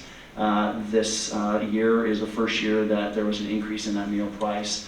And of course, as part of that increase, I think what we saw, because it was unusually higher than what we had seen in the past, is because it was making it for the couple of years that food meal prices were really not reflected, because it was provided free through grants from the federal government. And so that increase, the board took action to try to alleviate some of that pressure by early in the school year, reducing even more the cost, so readjusting, and that was also as a result of the updated federal reimbursement amount that came out late July, and so we were able to make an adjustment to the price for meals for free and reduced, as well as paid lunches and breakfast. Another way we were trying to help with that, and the reason why I said a partial cost or impact was because the board did act and provide for the second semester essentially free breakfast for all students. So universal free breakfast for all students. And while we did see an increase in the number of students that were taking advantage of that free universal breakfast, the numbers did not rise as high as we were hoping. Not all students took advantage of the free breakfast. And so that was one thing we were looking at. And the other piece that when we're trying to take into consideration impacts and cost, when the numbers are lower, then unfortunately the Nana Management Services does not essentially make as much as they would by selling each meal, and they do have costs associated with staff to serve those meals and prepare those meals at each of the buildings. And so those are factors that came into play, which ties to one of the reasons why on this there is a return to Kikuchihin line service for breakfast and lunch. And one of the main, when we were looking at buildings that had a significant reduction in the number of lunches and breakfasts that were being served, we were seeing the most reduction in Kikuchihin. And so a lot of those factors came into play with ultimately having an impact in the need to adjust and work with the contract that we have at hand. And so that's why you see some of those pieces in there. Speaking specifically to the language in there, that's first right of refusal. One of the items that comes up when we look at board policy, as well as when we accept money from the federal school, National School Lunch and Breakfast Program, there's essentially, we, by taking money to provide free and reduced lunch for students, cannot create a situation in which we are competing with the school lunch program. And so there's a mechanism to be able to provide the opportunity for students to have, or I should say classrooms to have lunch parties and everything else.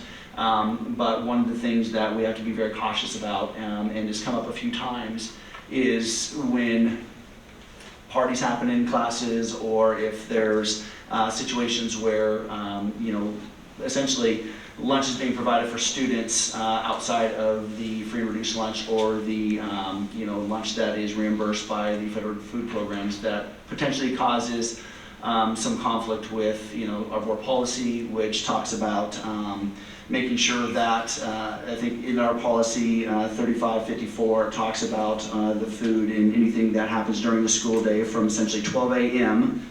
to 30 minutes after the conclusion of the instructional day in our schools. We can't serve food that impairs the food service's ability to be financially sound, and so that comes in conflict.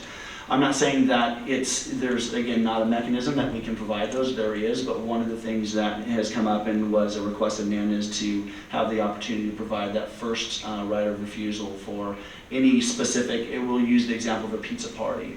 If they want to have a pizza party in a classroom, NANA would be able to make, and this is actually, they will create their own pizzas. It's not, a reheated pizza, it's, or what you would maybe typically get on a large scale. They would be able to provide that service. And so that was one of their requests, to be able to have that first right of refusal for some of those meals that take place during, or those school parties or class parties, to be able to have that opportunity for first right of refusal. One of the benefits that this provides is one, NANA is able to charge that as a reimbursable meal, and so it helps keep the price down for those meals that are provided. So if students are having to raise money for that, or make that happen, it will actually have a reduced cost, and so they'll be able to get reimbursed for those meals that are provided as part of that first right of refusal, if they do choose to, let's say it's a pizza party, and to hand make those pizzas for the students and for the class that we're doing that. The other, kind of factors that come into play again is making sure that when students part of the National School Lunch and Breakfast Program is making sure that it's a nutritionally balanced meal.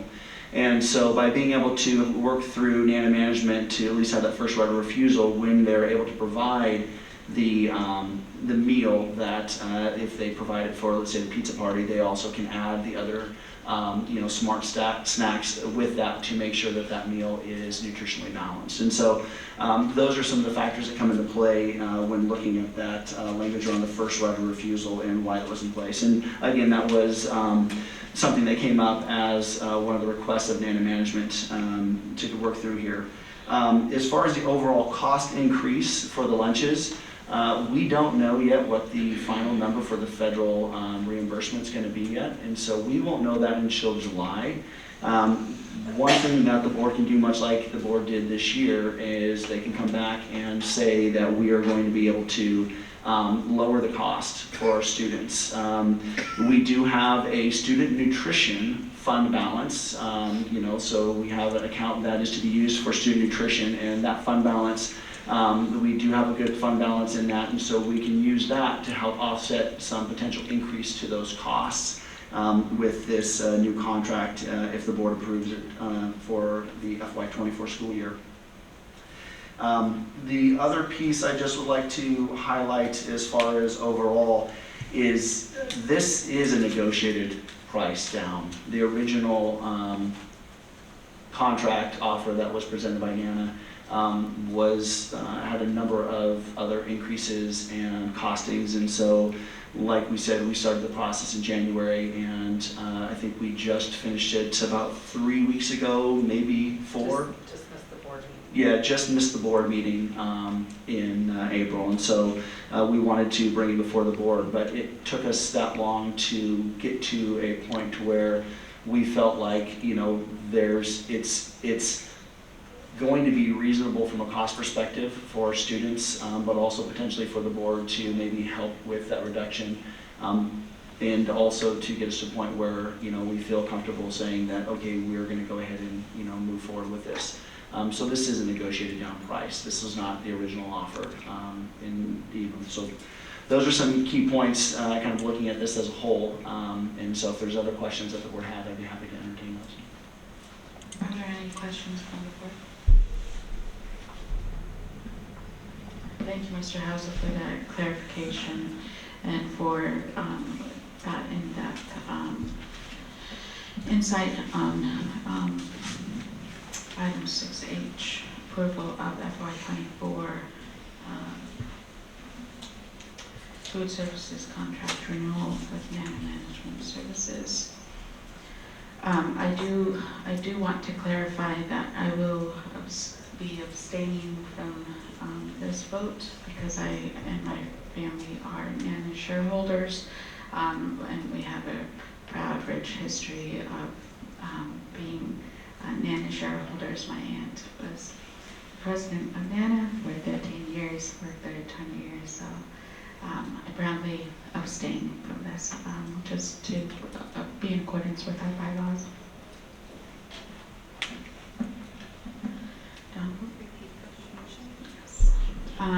It's been moved and seconded to approve FY24 food services contract renewal.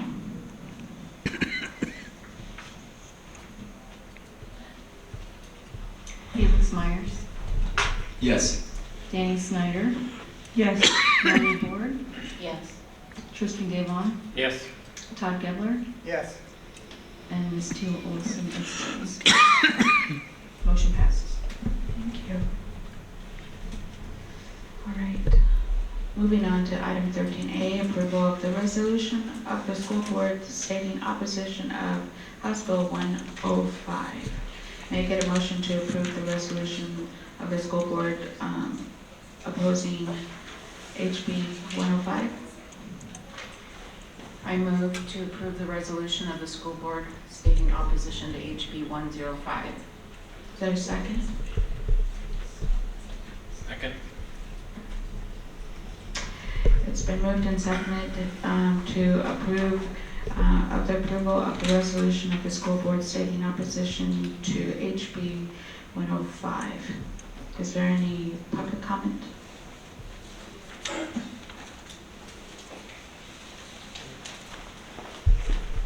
Hi, just to be clear, my name is Sarah Branson. I'm speaking on my own behalf.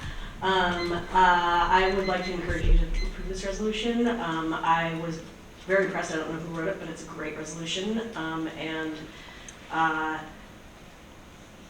And our students really need this. They really need that. They need to hear that they're supported by the adults in the room. So thank you.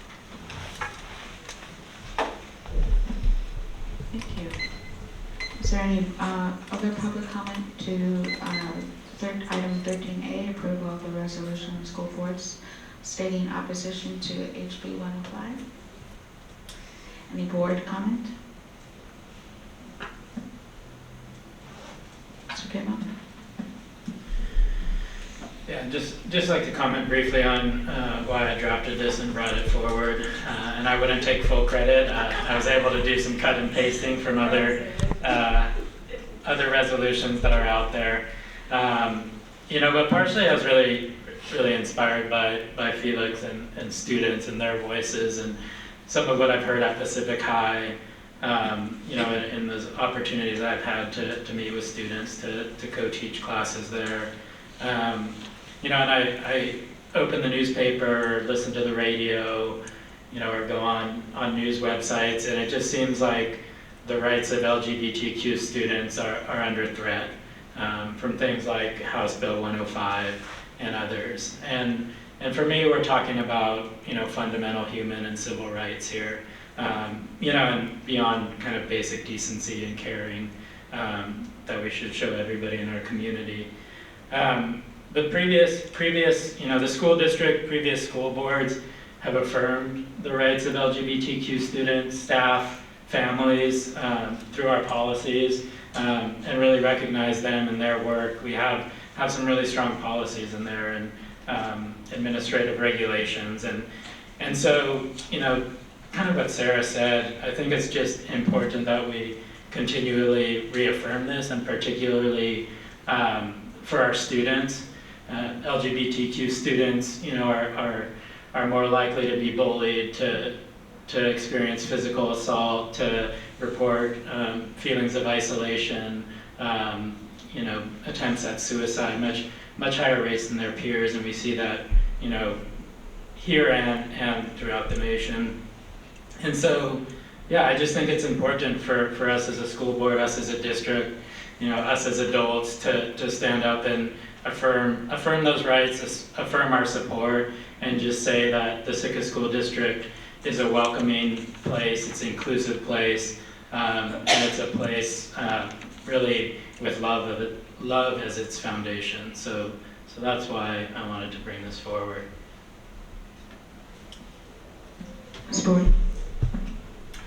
Yes, I just wanted to add that I want our schools to be welcoming and safe and for all students. And so I agree with every whereas and be it further resolved. This is an amazing document, so I fully support this. Thank you. Thank you. Mr. Myers? Yeah, I just wanted to say, thank you to Tristan for writing this up. I mean, us as students, as a student government, also put together a resolution for the Alaska Association of Student Governments to go against this bill because, we have to have a unilateral approach. The adults in the room are against this, the students are against this because, we care about all of our students, no matter who they are. And so to have this support from all different directions is I think amazing for our students, and I thank you for bringing this forward because it's just so important that the legislators here that this is how the people of Sitka, of Alaska, feel about this issue. Thank you, Mr. Myers. Any other board comment? I do have to commend Mr. Gavin for drafting this resolution, and thank you very much for bringing it forward and presenting it this evening, and asking for it to be added to the agenda. I mirror every word that was said here tonight. As a parent and as a person who has witnessed, the growth of our society, it was really disheartening to see HB 105 that we still have to, it just affirms that we still need to stand up and speak out for basic human rights for everyone, and for our LGBTQ plus individuals within Sitka and throughout our nation. So thank you very much for that. All right, it's been moved and seconded of the approval of the resolution of the school board stating opposition to HB 105. Is there any opposition? Seeing none, the motion passes.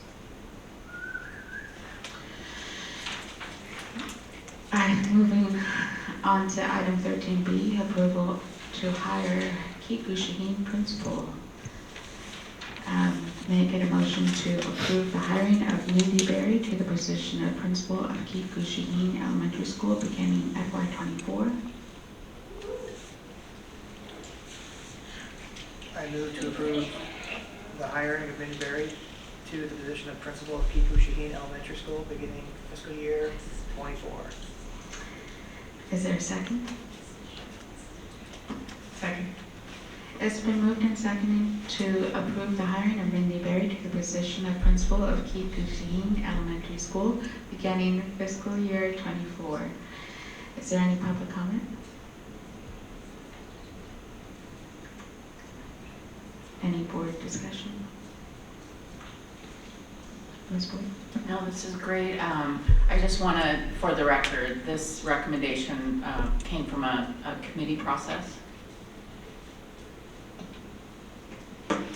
Thank you for asking that question and stating that. Yes, just to say, and I was actually going to ask to have, even though I sit outside the board, I was going to ask just to have a moment to highlight, yes, the recommendation to hire Ms. Berry came from a committee that was made up of community, parent, and Kiku Shaheen staff. And I also want to take a moment to recognize Mr. Veron too, who was part of that committee and helped bring it together. And they worked really hard, put a lot of effort and time into putting together questions, hearing from the community as well as parents and staff what they wanted to see in the next Kiku Shaheen principal.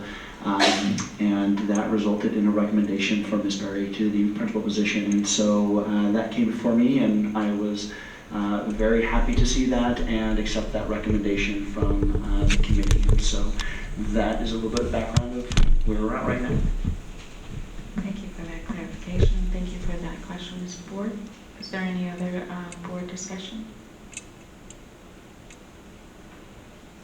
I just want to say I'm so proud of you, and seeing you grow throughout the years from a teacher, you've taught my children, all the way up to principal. While it's sad to see Mr. Tenrett leave, it is beyond exciting to see you take his place. So I wish you all the best, and enjoy every minute of it. I'm sure you will. So when I heard the news, I'm still brings a smile to my face, and I think it will for a very long time.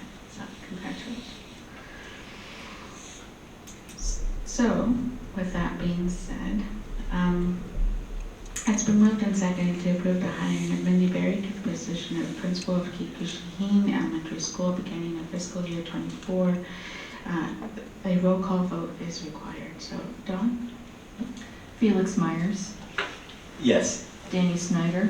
Yes. Melanie Ford. Yes. Tristan Gavon. Yes. Todd Gebler. Yes. Lawson Teal Olson. Yes. Motion passes.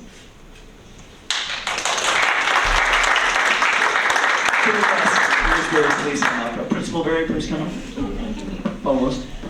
Do you mind if I just Yeah,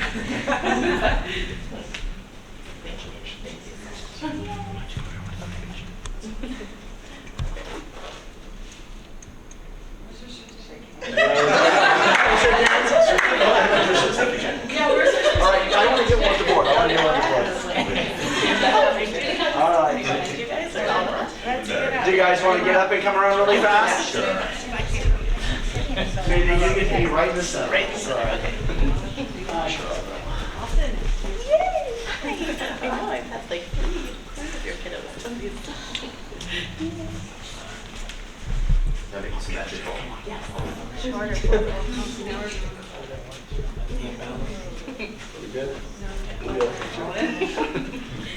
Here's your certificate. Okay, hands at your sides. Certificate. Hands at your sides. Thank you.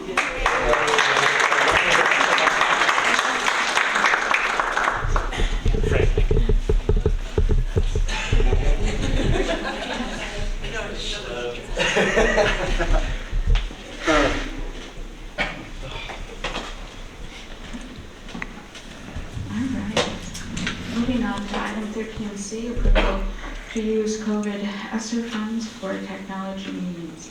Make a motion?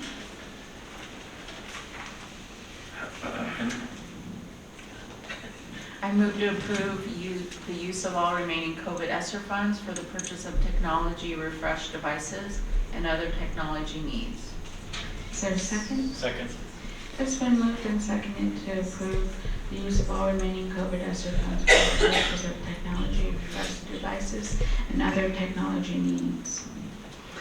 Is there any public comment? Is there any board discussion? Mr. Gibbon? Yeah, first just want to thank Frank and Leslie for looking into this, for putting this forward. I think anytime that we can shift spending to restricted funds like some of these COVID ESSER funds, the better. Hopefully this takes a little bit of the pressure off the general funds potentially. But the other thing, just wanted to speak to the need for the technology refresh and really want to recognize Sitka Tribe of Alaska here. When the pandemic hit in March 2020, going into the next school year, the district, the tribe, all of the school's partners knew that we needed to get one-to-one computing devices to students for them to be successful under the conditions caused by COVID. And so back in the summer of 2022, Sitka Tribe of Alaska put forward over $250,000 to help the district purchase devices.